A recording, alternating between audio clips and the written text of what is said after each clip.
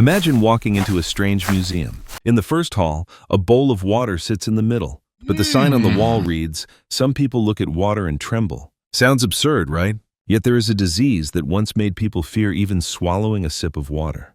That disease is rabies. The first question is simple. How can a tiny bite from an animal turn thirst into terror? We'll move through the galleries of history to find out. The first gallery is the ancient world. In Babylon, Egypt, then Greece, and Rome, people recorded mad dogs very early on. No one knew what hid beneath an animal's skin, but they kept seeing the same ending. A person bitten by a dog became restless, afraid of wind and water, cried out, then collapsed. Some called it a curse. Others blamed the heavens. Despite different explanations, they agreed on one thing. A bite is never a small matter. The everyday question back then was, how do we avoid it? Their answer was laws and habits. Muzzle dogs. Keep them under control. Stay away from strange animals. The second gallery is the age of microscopes. The 19th century felt like someone flipped on the lights in the whole building. Scientists could now see the culprit, a virus in the saliva of infected animals. Its route was patient and precise, enter through a bite or a lick on broken skin, then travel along nerves from the wound to the brain. Why do patients fear water? Because once the brain is invaded, the muscles for swallowing spasm. Even a sip of water becomes a struggle. That knowledge turned a vague fear into a clear map. If we know which path the enemy takes, we block that path. The third gallery hangs a photo from 1880. Louis Pasteur and his colleagues gave post-exposure vaccination to a boy bitten by a suspected rabid dog. What did they do that was so different? They taught the body to recognize the enemy before the enemy reached its target.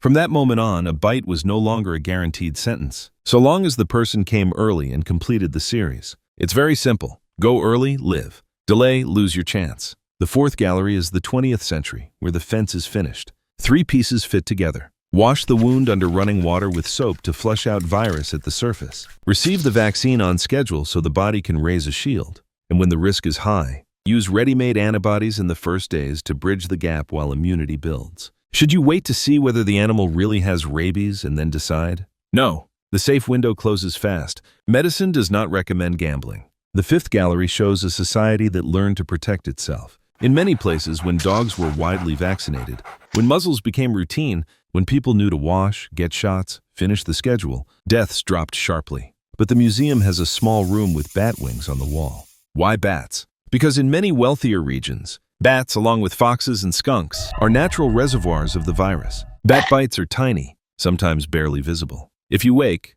to find a bat in your room, should you shrug it off? No. That's the moment to get checked and follow proper advice. The sixth gallery tells everyday stories that changed outcomes. Someone scratched by a strange cat, rinses the wound for 10-15 minutes under the tap, uses soap, goes to the clinic, gets the right plan, and stays healthy. A family takes their child for shots. Right after a stray dog grazes the skin. Weeks later, the kid is running around as usual. Small stories like these add up to a new history, the history of acting on time.